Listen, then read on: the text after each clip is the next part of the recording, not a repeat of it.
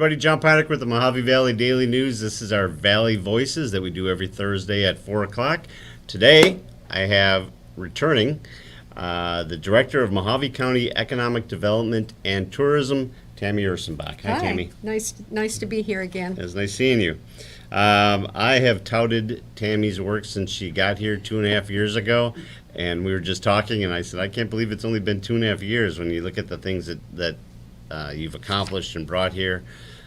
Although 2.5 years ago we didn't have any issues with housing in our area, so she might be the reason why. All right, so right off the bat, I just want to talk a little bit about the Economic Development Department, specifically the Economic Development Department, and some of the things that you guys do. So you have a bunch of different programs for expansion, startup, relocation, all that kind of stuff, right? So you have programs to help make that as smooth as possible, providing general and custom data and demographic reports. So somebody says, you know, why should I go to Mojave County? And you've got all that put together for them. Improving business infrastructure in the region. All right, there's a bunch more, but let's just stop right there. Okay. Business infrastructure. We're talking about physical infrastructure, internet, building, all that kind of stuff. All the above. We're right there to help support. So we are, what I'm going to say more is a liaison. I bring people together, bring them into the county, talk about how amazing our county is, and it is, and our location, and how close we are to California and Nevada, and even into Utah, some of those areas, and how close we are to Phoenix. Get them here, help them to find a location that will work. Most of the time, we are mostly out of inventory, so now we're going to have to build to suit. So whatever they like, we'll find the location. We'll even help them give suggestions of a list. We don't choose one over another, but a list of contractors, anyone that can help them, and then as well as making sure that we have the roads and the infrastructure in place, the broadband, anything that's needed specifically. All right, so you said we're out of inventory, and that's a interesting place to start. People that are going to watch this are going to say, there's empty businesses all up and down Highway 95. What do you mean that we're out of? So when the businesses come in specifically, what's really looking a lot now because of our location, it's going to be a lot of manufacturing, a lot of transportation, warehouse distribution centers, and most of them that come in are looking for a building a minimum of 100,000 square feet or larger. The distribution centers are usually 250 or above. The Myers Distributing Center that's out at Griffith is 250,000 square feet. They've already announced, they only went in their building in January. By the end of March, they said, we're almost outgrowing our building. They only came from a 50,000 square foot building. Oh my gosh. Being here in the location has helped them enough that they're needing to expand. Probably next year they'll start on phase 2, an additional 250,000 square feet plus another 150,000 square foot building for tires. That sounds like the Dot Food story as well. They came here, they did their thing, and then suddenly they were like 16 months ahead of schedule for building phase 2. Yes. So that's got to be a good selling point when you go and talk to these other people. It is. Yeah, we've got other companies that are looking just because of that. But because of that, having these companies come in and having no inventory for the buildings, we also have no inventory for those people to live somewhere. We don't. Housing is even worse than no inventory for businesses, I think. And so as a county, we are discussing different ways that we can help, and that we don't know what that looks like right now. We're working with each larger community, like Havasu, Bullhead City, City of Kingman. What is that going to look like specific to their locations? And with some of the conversations, it could be as small as we need to bring in some more trailers part-time until we can get some more homes built. Does that mean we need apartments for rentals, or does that mean we need more workforce housing that people can purchase? And so we're in that conversation right now, as well as when I talk to developers, every developer I talk to, I say we need more housing. What are you willing to do? What can you bring in? And this is what our needs are. We know that in Lake Havasu, they're probably short about 3,000 homes. Here in this area, we're told it's about 3,500 in Bullhead City, and Kingman's probably 2,500 to 3,000 homes. A lot that we need to make up a difference. Just that's for what our needs are currently. That's without bringing in more businesses and more people. It's bad. It's bad, bad, So- bad. So, but that's you're talking about developers. That's where you need to come into, is with developers. You can't try and get this construction company or I this construction. can't. Those are small scale things I anyway. can't. Well, the developers have, you've got to have somebody to pay for it. The Mm-hmm. county's not going to pay for it. The cities don't have the funding to pay for it. It needs to be the developers that come in, but they just need to understand that once they do, that there's somebody that's going to be able to buy them. Even in 2019, in January, when I moved here, it took me 2.5 months then, so pre-COVID, took me 2.5 months to find a Find a house to house. rent. Yeah, and I was So- lucky just to rent. I was very, very lucky. Wow. Well, that's tough. And the build-to-suit projects, the big box shells, the 200 and up. Any thoughts on if that's something that we're going to be able to get people in here to do? I've got 3 developers right now that's saying we're checking to see if it will financially pan out if we can do that. Okay. But I am working on that. And where in the Bullhead area there, where would, because I don't know that there's a whole lot of big chunks of property that aren't BLM that are available, are But there? there is some land as you're going up Laughlin Ranch Road between 95 and Laughlin Ranch, or the Parkway there. There's some land there. There's some other areas that we could put it Some areas up there with a great view. with a wonderful view. Yeah. Yes. So that would be nice. I know I keep pushing that because I want my office up there. And I thought when I was at the chamber, we were talking about it, and I thought that was all Section 12. That was all part of the swap, but it turns out it's just a small area down off of 95. That's Section 12. Above that is all That's all for sale, for sale. for Yeah. development, commercial, industrial. The plan is industrial, though. It is, I think, mostly industrial. What And about? that's between the cities, so I can't say for Yeah, sure, but. yeah. Yeah, and so for people that don't know, when you're talking about Bullhead City, it's something that when you're talking about bringing people together, it's, hey, developer, this is Toby Cotter. That's He'll be the exactly guy. right. That's exactly right. So I'll go out and market the whole county, but when it comes to a specific city and they're really interested in one area, then we pull them together. Or if they're interested in several cities, then Mm-hmm. we pull them together and say, okay, let's meet each one individually. All right, now if it's outside of the city, if it's the Fort Mojave Valley That would area, be me. then you're the person. That's me.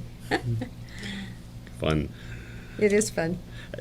Are you down in the valley? They're starting to do a little bit more of the hemp farming. Are you involved in any of the hemp? Not. Are you involved in any of the Personally, hemp? I do not. Clarify that. Getting people that might want to farm involved with people that own property down there. We have a few here in the county that I've worked with, but they come to me. I don't go out and market them. Okay. For a couple of reasons. Number one, it takes water. And number two, it's a process to get them licensed. You can't just decide that you want to grow hemp. You've got to work with the state and get licensed. So, and you cannot just decide to grow marijuana in a field. The regulations are very, very Well, strict not with that. So legally. that, exactly. You can do, I think it's 6 plants per person in their home, in a dark closet, locked up. It was- But for our county, they have told me, I've called the state multiple times, and each time they tell me that we do not have any licensing available for our county at this time. All of the licenses have been used up For growing. for growing marijuana. Hemp is different, but yes. We definitely need more rental properties which are priced for our local economy. Yeah, and Debbie, that's what we're looking at is affordable housing. So I don't know if you're involved in the stuff that Ollie's doing down at across from Swante's over here. It's part of the city. He bought that 270 acres. I knew about it. I've been talking to Toby, but Toby's involved with that. Toby and Toby Ollie are Cotter. taking that. So they're looking at hopefully half of that, 130 or 135 acres or so, will be towards some single-family homes, but mostly condos, multifamily, all affordable housing, not low-income, but affordable housing. Yeah. So hopefully we'll get 3,000 apartments. That would be wonderful. And That we'll be would be- good, right? that- That'll take care of it? That would be a good start, let me tell you. And then I can go bring in more people. No, because then we're going to need 3,000 more apartments. All right, some of the other things here. There's that buzzword, infrastructure. So we kind of touched on it real quick. This infrastructure package that's going through at the federal level, it's already gone past the House, and I guess the Senate is, I don't know, arm wrestling over it or something. There is a portion of it that's for, a portion of that infrastructure bill is for high-speed internet for rural communities, rural areas. Is that something that you think will have, I mean, a couple of years ago, talking to Rocky Vicera at DOT, that was the thing that they really were struggling with, is the high-speed internet. I know TWN's coming through and doing their things. It's still really limited. I know we're having struggles with ours every day. But was that something that will help our county? So I will tell you, I've had several different, so not just one, but different providers that have contacted me and said that once that bill comes in, that they are going to apply for the grant. I would assume that MEC is going to apply for the grant just to help support this area, because what Bullhead City has and is getting is better than anywhere in the whole state. And so people want to replicate that. For me, I've got different providers saying, hey, we'll take it from Yucca up to Chloride, up to Dolan Springs and Meadview and White Hills into Golden Valley. All of those outlying areas, Valentine and Truxton, all of those areas are really needing something that's stronger than what we have. And so we have some wanting to go just in the cities. It will just depend on whether the cities put it out for RFP, what they do for the county. I know that we would encourage people to come in on their own if they can get those grants, but if we're working with them, we would put it out as an RFP. Those smaller communities out there that are looking for it, they need it for their residents. Is there a lot of business in those areas, or are there businesses that are looking to move to those areas that just doesn't have the service that they need? I'm going to say Golden Valley probably would get a lot more business if we could get, especially along 68. Dolan Springs would get more if we could get it along into Dolan Springs. The other areas, White Hills is getting businesses, they would get more. They do have a little bit, but it's not very strong. Do any of them have housing available? No. Yeah, never mind then. Never mind. Nope, same thing. All right, you also have introducing business to the city. We talked about that, elected officials and private sector businesses. Marketing Mojave County to relocating and expanding businesses, growing our region day by day. I know that, I think the last time we talked was probably about a year ago. I think we were in the midst of COVID, and we were talking about all the things that were going on. How is that, are you out on the road all the time now, still trying to get people? I always have been. Yeah. I never have stopped. Maybe slowed down a little bit. We use, obviously, like anyone else, we use Zoom a lot with these businesses, try and get them to come. But I'm on the road quite a bit of the time, out talking to people, talking to communities. We've got, even last week I had somebody come up and look just in between, of all places, somewhere in between Dolan Springs and Meadview for a business coming in. So it's not agriculture, it's an actual business that they feel like they're going to be able to capitalize on. There's a good spot. Something. Yeah, that's right.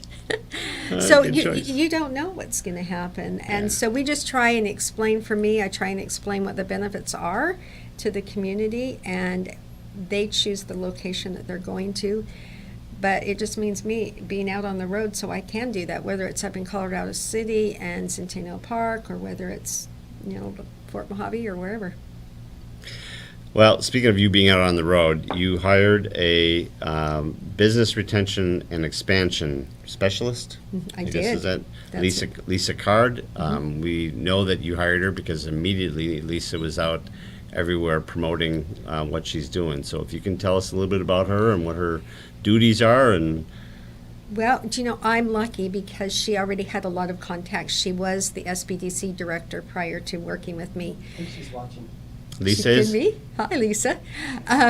So very, very lucky because of her experience and her connections that she already had. So immediately she hit the job, hit the ground running. She started creating a newsletter, which I told her was part of her job description. She just did it. I didn't have to say, oh, let's sit down and talk about it. She just did it. And then her main job is working with our businesses that are already here. I can bring all these new businesses in, but if we don't help support the local businesses, we're not doing our job. And they're the ones that are most important. So what are their needs? Do they need help with marketing or finance and finding funding? Do they need somebody to help with recruitment and retention? Or do they have internal processes? And that's what she goes in. She talks to them, sees what their needs are, and then gives them the resources that they need. We can't solve their problems, but we can give them resources. Yeah, we know Lisa's very knowledgeable. We dealt with her while she was over in our office at MCC. That relationship with MCC has to be pretty helpful as well. It is. We've got a strong relationship even before, but this has just strengthened it. It's been good. And then she also does tourism. So I just can't do it all, unfortunately.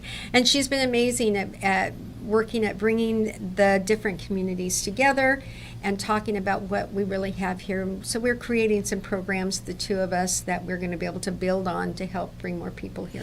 Yeah, and remember, we're talking about the 5th largest county in the country. That's right. And we have one person handling economic development and another person business retention and expansion and tourism.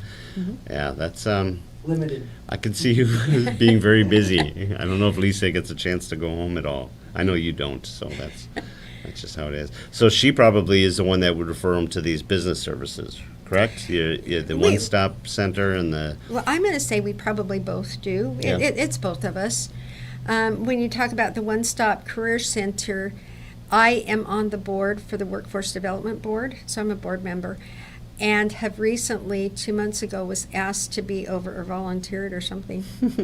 Voluntold? But I volunteered, I did. But they were looking for somebody to be over the Barriers Committee. So what is holding us back? And so since then, in the last 2 months, we have created a group for HR professionals or anyone else, any business owner that's really struggling in recruiting or retention right now specifically, because those are our largest barriers that affect the whole county.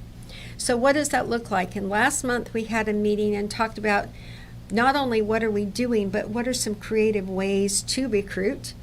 This month we talked about internal processes that maybe we could change that would help us to retain Retention. not just retention, but to recruit as well. And excitingly enough, we came back this month and some of the businesses had already implemented quite a few changes and had already seen benefits of that Really? meeting. So then September 7th will be our next meeting in Kingman. We're going to start rotating around soon, but the next one will be September 7th at 9 o'clock at the administration building For the workforce for the development. workforce development. Okay. And then on October, no, that was, September 9th, October 7th, we're actually going to put together a symposium.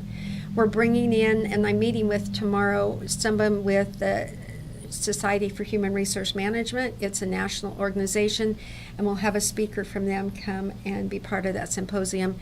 And we'll be able to tap into some of their national resources and let them help pay for some of the And that's information we have. very the cool. That's needs. going to be up in Kingman. Actually, that one's going to be in Bullhead. You do love us. I do. Yeah. So as part of the committee that you were talking about, the barrier committee, is that the biggest thing? I mean, we know and we see it all the time that people say, be patient with them. They're down to half staff. They just can't find the workers. We see every day. I think we got it a couple days ago that even the county is looking for 137 people.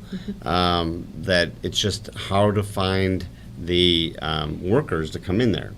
So where are we having problems with the workers? Are we having problems with the housing? Do you know or both? what's interesting? Yesterday, and I can share that later, I read an article that talks about how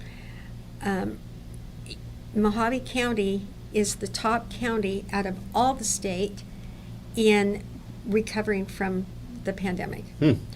So we have recovered, according to unemployment, 1.1%. The closest was Maricopa County, down to 0.04%. Wow. So we are much further ahead than what some of these other areas and counties are doing. So that tells me, yes, we're having a hard time finding people, but they're working.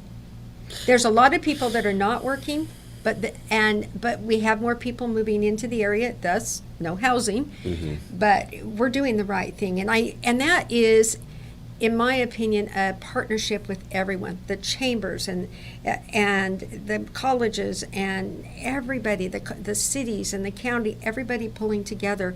And our county does work well together. Mm. And so I don't think that we would be where we're at today if it wasn't for that. But we care about our businesses, we care about our people, but we just have to get that housing to bring more people in, and we will. Yep, we will. Is there a way that we could just block people that if you're coming here to live, not work, that you just keep moving on? Is there a way, can we do that? If you're coming here to retire, just move along. If you're coming here to work, we got a place for you. Well, I think what it's showing too is our demographics is going to be changing. You're going to see a younger group. It has to be, right? It is. Mm-hmm. Because people aren't going to come out here to work when they're already getting ready to retire. That's right. So. That's right. Good. I really thought that the Fort Mojave Valley, because of everything that's going on in Needles, I really thought housing would blow up down there. But I think that about the time that, because they were talking, I don't remember what, 3,200 workers that they were going to need in Needles to fill all the permits for all the grow houses. And there's just, that housing isn't available there. So obviously they're going to build it in Mojave Valley, Fort Mojave. But that hasn't happened either. And I don't know if that's just because they don't have the it's finding those developers to construction. come in. It is. It's finding the developers to come in and say, okay, we're ready to put some land down and, buy the land and make this happen. I do have one developer that's looking in Fort Mojave.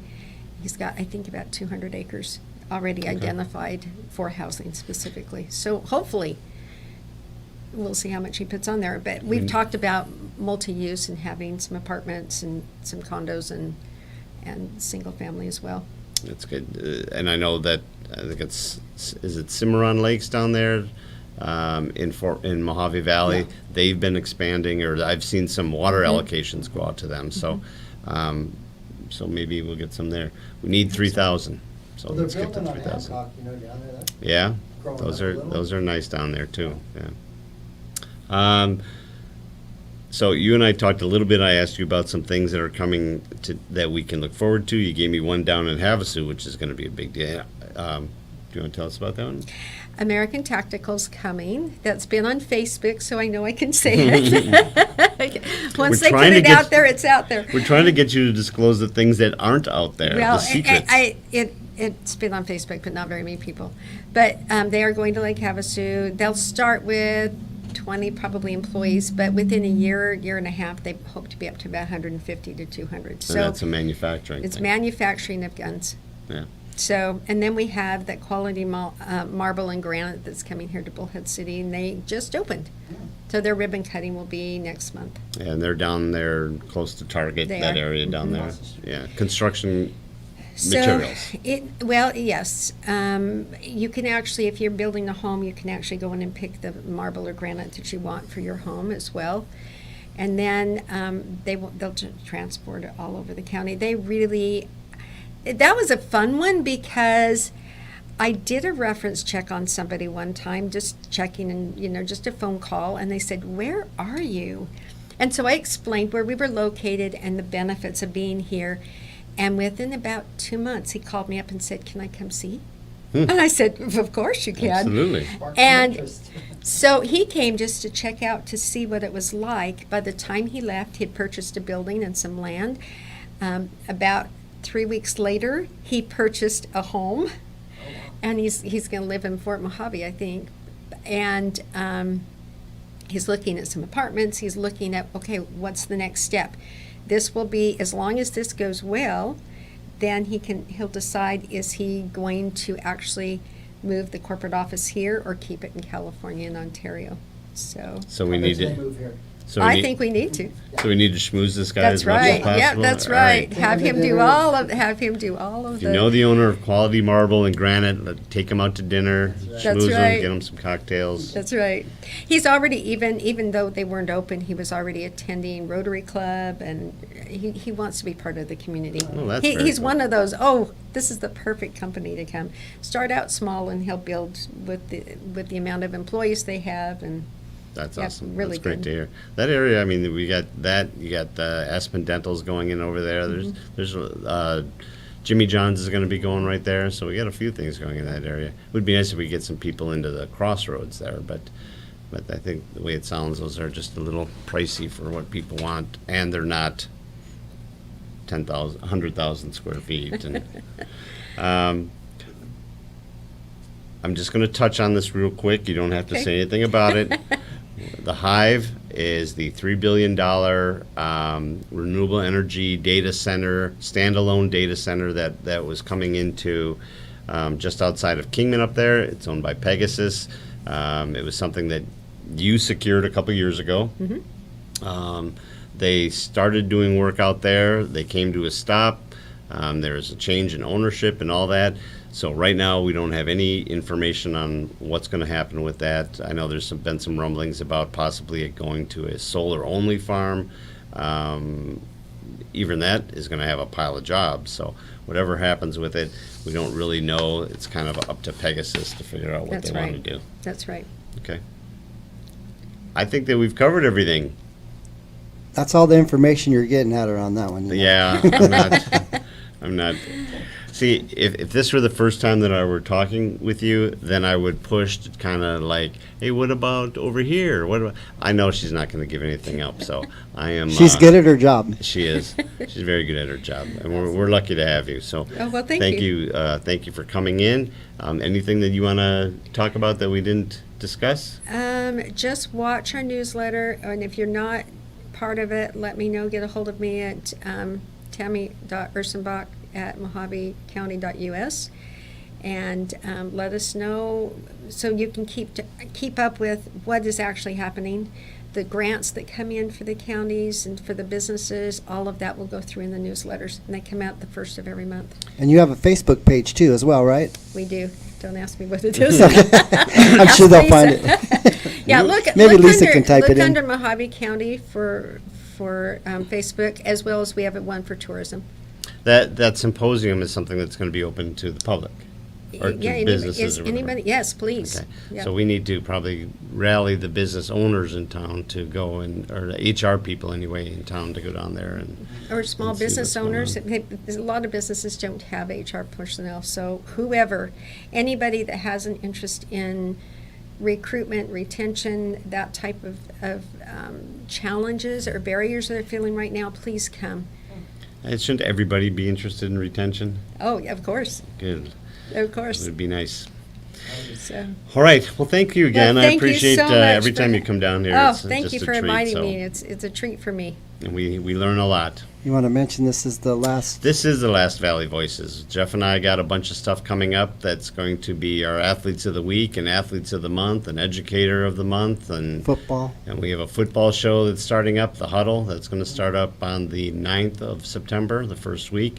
So we got a bunch of things coming up, so we are going to at least put Valley Voices and Q&A on hiatus for a little while. But we'll miss all of you fans out there, that's We for will sure. miss you all.